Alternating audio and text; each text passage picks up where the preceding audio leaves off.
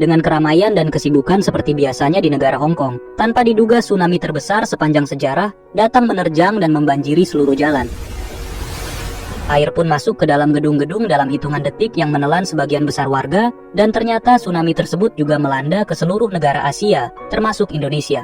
Teriakan panik dan ketakutan terdengar di mana-mana saat orang-orang berlarian mencari tempat menyelamatkan diri. Namun air lebih cepat menyapu mereka. Hanya sebagian orang yang berhasil selamat dari bencana itu dengan pergi ke tempat yang lebih tinggi, dan salah satunya adalah seorang gadis bernama Asha. Sebelum kita mulai ceritanya, jangan lupa untuk subscribe, tekan tombol lonceng, dan like agar tidak ketinggalan cerita-cerita lainnya. Mari kita lanjutkan ceritanya. Singkat cerita, setelah 5 tahun tsunami tersebut, Asha tampak masih trauma dan selalu bermimpi buruk dalam tidurnya. Setiap pagi, dia bangun dan masih berjuang memendam rasa takutnya dengan memaksakan diri untuk tetap melanjutkan hidup. Asha tinggal di sebuah apartemen tinggi yang sudah terbengkalai dan menggunakan segala cara untuk bertahan hidup dengan menyembunyikan makanan di berbagai tempat, termasuk di bawah tempat duduk. Dengan pemerintahan yang sudah tidak berjalan di negara itu, Asha memulai harinya dengan menutupi tempat tidurnya menggunakan tumpukan sampah agar terlihat kalau apartemen tersebut tidak ada penghuninya. Banyak tempat rahasia yang dibuatnya di berbagai lokasi, dan untuk asupan kalorinya Asha lebih sering memakan mie instan sambil merasakan suasana sepi dari atap apartemen. Untuk minum, Asha memiliki air galon yang dia sembunyikan di sebuah toren yang selalu ia catat setiap hari persediaannya. Tak lama setelah merebus air untuk membuat teh, dia menyalakan radio dan mulai mencari siaran dari berbagai frekuensi. Saat ada pengumuman mengenai koordinat lokasi orang-orang yang masih bertahan, Asha mengabaikannya dan malah memilih saluran yang memutar musik. Dengan menggunakan headset, tersirat kalau Asha tidak ingin suara di radio tersebut terdengar oleh siapapun. Beberapa saat kemudian, Asha mulai menggunakan handuk untuk menyerap embun dan mengumpulkannya ke dalam ember untuk dipindahkan ke galon karena persediaan air hujannya menipis semenjak hujan sudah lama tidak turun. Setelah memasak mie instan dan menyantapnya, Asha teringat masa lalunya bersama teman-teman di sebuah restoran yang penuh dengan makanan lezat. Kemudian, Asha mengamati gedung-gedung di sekelilingnya menggunakan binokular dan tampak semuanya terendam, bahkan ada gedung yang runtuh saat itu. Saat memperhatikan beberapa tetangganya yang masih bertahan, Asha tanpa diduga melihat box yang mengapung. Asha pun segera turun menuju jendela yang ternyata sudah dia lengkapi dengan pelontar tombak dan mengarahkan bidikannya ke box yang tadi. Sepertinya Asha sudah terlatih menembakkan tombak tersebut, karena dirinya langsung berhasil strike dalam satu tembakan. Namun tanpa diduga saat box ditarik, ada sesuatu di bawah air yang juga menginginkan box tersebut, sehingga Asha harus terpelanting ke depan sampai tangannya tergores. Sesuatu atau makhluk di dalam air itu pun membuat saya menganalisa dua kemungkinan, yaitu kemungkinan. Kemudian tanpa memperdulikan rasa sakitnya, dan tidak mau kehilangan box tersebut, dia pun beradu tarik dengan makhluk itu, yang tiba-tiba dilepas sehingga Asha terjungkal ke belakang. Saat box tersebut kembali ditarik dan berada dekat dengan jendela, makhluk misterius yang terlihat sangat besar itu menerjang, namun Asha sudah mendapatkan box tepat pada waktunya.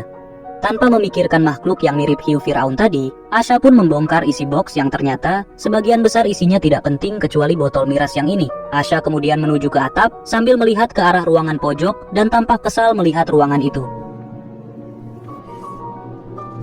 Setelah sampai atap, dia menggunakan miras tersebut untuk membersihkan luka di tangannya, lalu membalutnya dengan perban sambil meminumnya untuk meredakan rasa sakit. Asha kemudian membersihkan diri dengan mandi bersih dan tampak beberapa bekas luka di tubuhnya yang mengisyaratkan dirinya telah melewati berbagai rintangan dahsyat untuk bertahan hidup. Sebelum matahari tenggelam, dia mendengar teriakan dari apartemen lain yang membuat Asha memeriksa dan didapati dua kapal misterius yang sedang menyerang tetangganya. Ternyata penyerang tersebut merupakan gerombolan penjara yang sengaja mencari orang yang masih selamat untuk mengambil persediaan makanannya maupun untuk dijadikan budak dan tak segan melukai atau membunuh. Tanpa diduga saat asik mengamati, Asha terkejut ketika melihat salah satu penjara sedang melihat ke arahnya menggunakan binokular juga.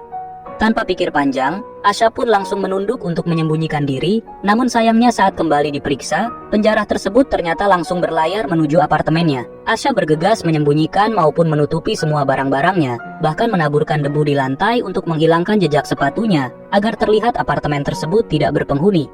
Setelah prosedur menghilangkan keberadaan dilakukan, Asha bersembunyi di belakang lemari yang sudah dilubangi dan berharap para penjara tidak menemukannya. Saat penjara tersebut sampai di apartemen Asha, mereka mulai menyisir semua ruangan untuk mencari keberadaan Asha, bahkan sempat mendekat ke lemari Asha. Namun setelah melihat tidak ada apapun yang menunjukkan kalau apartemen ini berpenghuni, para penjara pun kesal dan mulai mengobrak-abrik ruangan di sana. Tanpa diduga, Asha dikejutkan dengan suara tembakan pistol yang ternyata dilakukan oleh salah satu penjara yang masih bocil. Saat pimpinannya marah karena si bocil sudah membuang-buang peluru, bocil kematian tersebut berdalih kalau dirinya melihat sesuatu di sekitar lemari, namun pimpinan tidak menggubrisnya. Setelah penjara tersebut pergi, Asha menangis lega dan coba menenangkan diri dengan kenangan indah masa lalunya, di mana dirinya makan berdua dengan adik tirinya yang bernama Ami. Keesokan harinya, Asha kembali dengan rutinitasnya, dan kali ini, dia pun merasa bahagia karena berhasil mendapatkan box lain dengan sebotol madu di dalamnya. Namun di saat itu, kebahagiaannya pudar ketika dirinya melihat sesosok gadis kecil yang mengambang di atas tumpukan sampah yang menyerupai rakit yang dikiranya sudah tidak bernyawa. Beberapa waktu kemudian saat sibuk di dapur, sesosok misterius menyelinap ke ruangannya tanpa Asha sadari keberadaannya.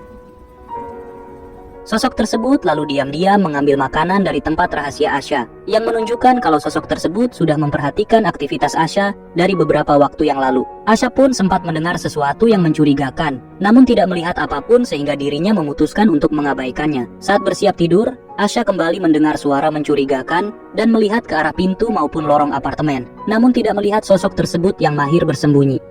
Akhirnya untuk menjebak sosok tersebut, dia sengaja meninggalkan sabun dan ternyata strike, dia mendapati penyelinap tersebut yang merupakan seorang gadis kecil. Gadis kecil itu pun langsung menendang Asha yang membuat dirinya bisa kabur tanpa menyadari gadis kecil tersebut adalah sosok yang mengambang tadi.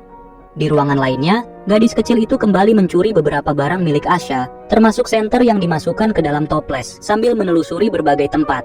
Saat berhenti di sebuah ruangan yang tidak memiliki gagang pintu, dia penasaran namun sebelum coba membukanya, Asha meneriakinya sehingga dirinya kembali kabur.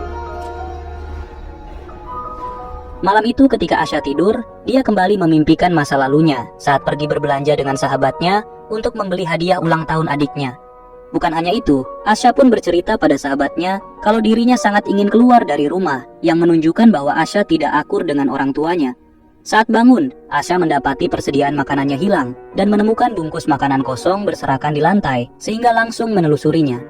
Dia pun menemukan gadis kecil yang dilihatnya semalam sedang tertidur bersama lampu toplesnya. Namun Asha tidak tega untuk membangunkannya. Asha pun ke dapur untuk memasak. Sementara gadis kecil itu terbangun dan kembali ingin mengambil sesuatu yang disembunyikan Asha. Di dalam colokan listrik palsu, dia menemukan sebuah amplop berisi foto Asha dan adiknya. Namun Asha segera memergokinya sehingga dia langsung kabur. Sambil menahan air mata, Asha merapikan foto-foto tersebut dan mengembalikannya ke tempat semula tanpa menyadari ada satu foto yang terlewat. Saat malam tiba, Asha merasa kasihan dengan gadis kecil tadi dan memasak 2 porsi mie yang kemudian langsung dia antar. Momen tersebut pun membuat Asha teringat kenangan masa lalunya dengan keluarganya saat perayaan ulang tahun adiknya. Asha menghadiahkan jaket biru, sementara orang tuanya memberikan kalung warisan yang sangat berharga di keluarga tersebut. Sehingga Asha iri karena menurutnya dirinya lah yang pantas mendapatkan kalung tersebut sebagai anak pertama. Dalam keadaan marah, Asha pun bertengkar dengan orang tuanya dan berkata kalau semuanya tidak peduli lagi padanya. Kembali ke masa sekarang, Asha terlihat memakai kalung warisan tadi, sementara gadis itu mengabaikan mie yang sedang ditawarkan. Asha pun menaruh mie tersebut di sebelahnya, dan saat Asha tidak ada, gadis kecil itu segera mengambil mie-nya dan langsung memakannya. Kemudian saat menuju kamar Asha, dia melihat kalau Asha sudah menyiapkan kasur untuknya, namun gadis kecil itu masih belum mau menggunakannya. Keesokan paginya, Asha mendapati beberapa persediaan makanannya dikembalikan, dan kemudian memasak 2 porsi mie instan, yang satunya sengaja ditinggalkan. Tak lama setelah Asha naik ke atap, gadis kecil itu mengambil mie tersebut dan menyusul Asha. Dia menirukan gerakan apapun yang dilakukan Asha, sehingga Asha tertawa melihatnya sampai membuat Asha sejenak melupakan bencana mengerikan ini. Saat malam tiba, gadis kecil itu akhirnya mau menggunakan kasur yang sudah disiapkan Asha dan tidur di sebelahnya. Di tengah malam, Asha terbangun karena mendengar gadis kecil itu menangis, sehingga Asha mengajaknya curhat untuk pertama kalinya. Asha berkata kalau wajar untuk menangis di keadaan seperti ini, karena Asha juga mengaku sering menangis dan merasa takut. Akhirnya gadis kecil itu mulai berbicara dengan berkata kalau dia merindukan ibunya dan akan segera menemuinya secepatnya dengan menggunakan rakit yang nanti akan dibuat. Keduanya pun saling mengenalkan namanya, dan gadis kecil tersebut memberitahu namanya adalah Hei Hei. Setelah melewati malam dengan kembali bermimpi buruk, Asha mengajak Hei Hei ke atap untuk menemaninya menjalankan rutinitas pagi. Tanpa diduga, saat Hei Hei membuka selotip warna-warni yang digunakan Asha untuk mengganjal pintu, pintu tersebut menutup sehingga Asha panik karena hanya bisa dibuka dari dalam. Saat Asha bingung bagaimana kembali ke dalam, Hei Hei langsung mencari kawat dan menunjukkan keahlian malingnya dengan membuka pintu tersebut. Setelah itu, Asha pun menyampaikan apa yang boleh dan tidak boleh dilakukan Hei Hei. Namun tampaknya Hei Hei tidak terlalu mendengarkannya dan malah fokus ke kalung yang dikenakan Asha. Di hari lainnya saat menyiapkan makanan, Asha menyadari kalungnya hilang namun perhatiannya teralihkan oleh teriakan penjara yang ada di sekitar apartemennya. Asha pun langsung menghampiri Hei Hei yang sedang bermain sambil mendengarkan musik menggunakan headset, lalu menyuruhnya untuk diam. Dan untungnya para penjara tersebut menjauh. Saat malam tiba, Asha membantu Hei Hei membersihkan diri dan Hei Hei meminta Asha untuk pergi bersamanya untuk mencari ibunya. Namun dengan tegas Asha menolak sambil menjelaskan kalau di luar sangat berbahaya dan berkata kalau di sini adalah tempat yang paling aman. Asha kemudian menanyakan keberadaan kalungnya. Namun Hei Hei tersinggung dengan tuduhan tersebut dan langsung keluar dari kamar mandi. Setelah makan malam sendiri, Asha menyadari persediaan airnya habis. Dan tanpa diduga, air tersebut sedang digunakan Hei Hei untuk mencuci pakaian, yang membuatnya kembali mengingat masa lalunya. Saat Ami dan ibunya membuat pangsit, Asha disindir oleh ibunya karena terlalu sering nongkrong dibandingkan beberes rumah. Sindiran tersebut pun kembali memicu pertengkaran dengan ibunya. Dan saat Asha tidur di malam harinya, dia mimpi buruk dengan melihat para korban tsunami. Saat Hei Hei berusaha membangunkannya, Asha seperti sedang dibangunkan oleh adiknya, yang padahal orang itu adalah Hei Hei. Setelah itu, Asha mengajak Hei Hei berkeliling sambil melarangnya menyalakan lampu agar keberadaan keduanya tidak diketahui orang lain. Saat melewati sebuah lorong, Hei Hei menanyakan pada Asha mengapa ruangan yang ditunjuknya tidak memiliki gagang pintu. Tampak bingung mendapat pertanyaan itu, Asha menjelaskan kalau ruangan itu sengaja dia tutup permanen karena di dalamnya beraroma kentut Firaun. Hal itu kembali memicu kenangan Asha lainnya saat dirinya melihat TV berita yang menyiarkan kalau Singapura sudah tenggelam sepenuhnya, sementara ibunya dan Ami sedang menyiapkan makan malam. Belum sempat mendengarkan berita tersebut sampai selesai, ibunya mematikan TV dan menyuruhnya untuk ke meja makan tanpa menggubris penjelasan Asha. Saat makan malam tersebut, orang tua Asha menyampaikan kalau besok semuanya akan pergi berziarah ke makam kakek nenek. Asha berkata dirinya tidak bisa ikut karena ada pekerjaan. Namun Ami secara tidak sengaja membocorkan rencana Asha yang sebenarnya mau ke diskotik bersama teman-temannya. Hal itu pun memicu pertengkaran lagi dengan ibunya, di mana Asha merasa terkekang oleh keluarganya sendiri dan semakin yakin untuk pergi dari rumah, tanpa menyadari kalau makan malam tersebut adalah pertemuan terakhir mereka. Kembali ke masa sekarang, Hei Hei tampak sibuk memutar frekuensi radio dan mendapati siaran di mana pendengarnya yang masih bertahan diundang untuk datang ke tempat tersebut. Setelah mengetahui informasi tersebut, dia pun segera menghampiri Asha untuk mendesaknya pergi bersama ke lokasi yang sudah disiarkan. Namun tetap pada keputusannya, Asha menolaknya dengan tegas dan menjelaskan kalau di luar sana sangatlah berbahaya. Persitegangan tersebut pun membuat Hei Hei menyebut kalau Asha pengecut, sedangkan Asha menyebut Hei Hei sebagai pencuri. Perkataan itu membuat Hei Hei sangat terpukul dan kemudian meninggalkan ruangan. Saat Asha mengikutinya ke ruangan sebelah, dia melihat Hei Hei melanjutkan pembuatan rakitnya dengan menggunakan rangkaian botol bekas yang terlihat apa adanya. Tanpa diduga, Hei Hei memiliki flare gun sehingga Asha langsung mengambil untuk mengamankannya. Dengan nada emosi, Asha mengungkapkan pada Hei Hei kalau dirinya pernah mencoba menuju lokasi yang disiarkan radio. Namun cuaca yang sangat buruk membuatnya balik ke sini lagi. Tertegun mendengar perkataan Asha, Hei Hei berusaha meminta flare gun-nya dengan suara memelas, dan hal tersebut membuat Asha teringat ketika Ami melakukan hal yang sama untuk membuatnya tidak kabur dari rumah. Di saat itu Asha menjelaskan kalau dia berjanji akan tetap rutin menemui sang adik walaupun sudah tidak tinggal bersama lagi. Keesokan paginya, hujan yang telah lama dinanti akhirnya turun, sehingga Asha menyebar penampung air dan membangunkan Hei Hei untuk memindahkan air tersebut ke dalam galon. Saat turun ke bawah, Hei Hei menemukan kalung Asha yang ternyata memang terjatuh. Sementara itu Asha melihat fotonya bersama Ami yang lupa disimpan. Dia teringat kenangan manis dengan adiknya, dan Hei Hei mendatanginya yang membuat rasa kangen dengan Ami terasa terobati.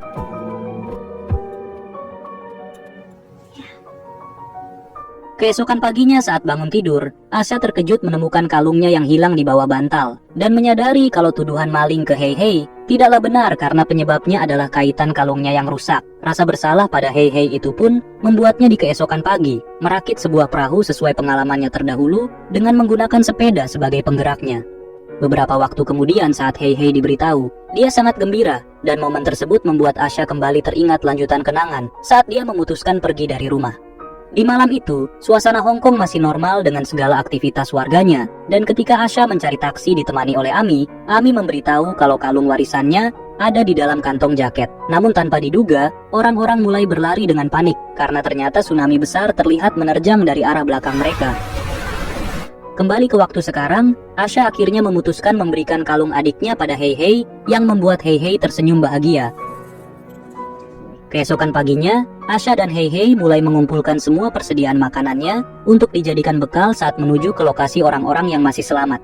Setelah sebagian besar perbekalan sudah ditaruh di rakit, Hei Hei yang sedang mendengarkan musik menggunakan headset tersebut tersangkut, membuat suara musik yang keras menggema di ruangan tersebut. Dalam kepanikan, Asha pun langsung mematikan radionya, dan Asha memutuskan cari aman dengan menjadwal ulang pelayaran mereka, sehingga perbekalan yang tadi sudah siap pun harus dikembalikan ke tempat semula.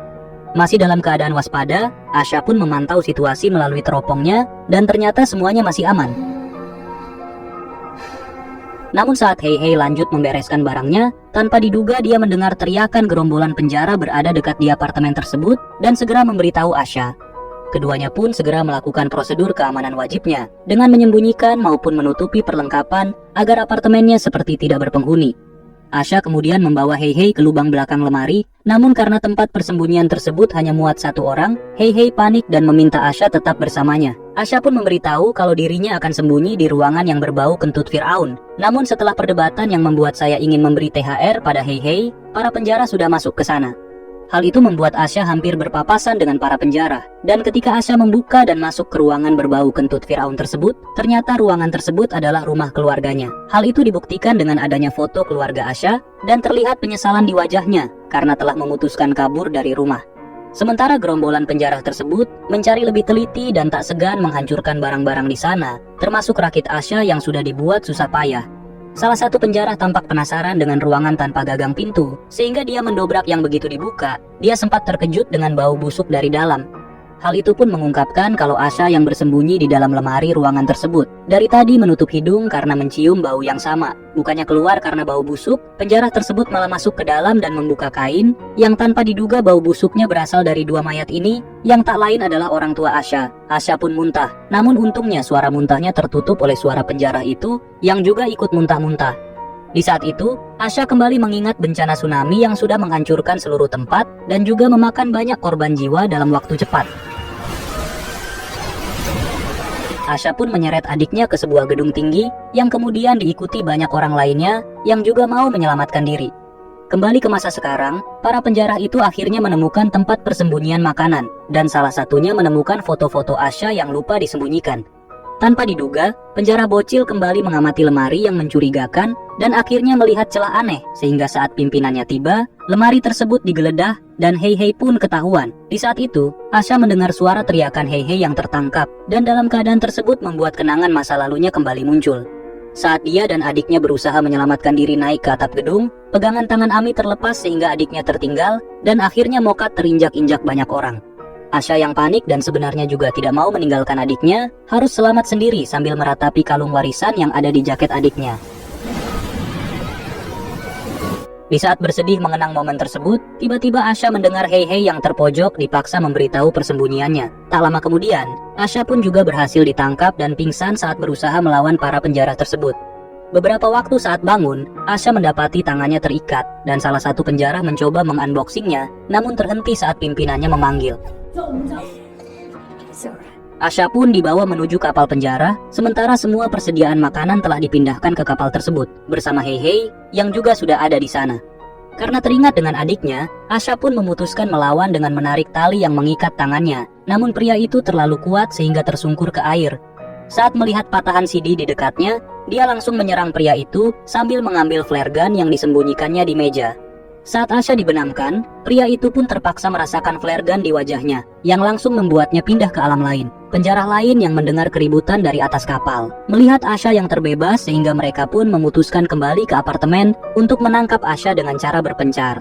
Saat penjara bertubuh besar ini mendengar suara tangisan, dia menuju ke sumber suara, dan Asha berhasil menjebaknya jatuh, serta langsung memindahkan pria itu ke alam lain menggunakan hantaman gitar.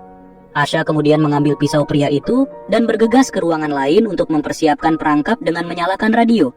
Tak menunggu waktu lama, suara radio tersebut pun menarik perhatian penjara lain, sehingga Asha bisa membunuhnya, walau perlawanan sengit sempat terjadi.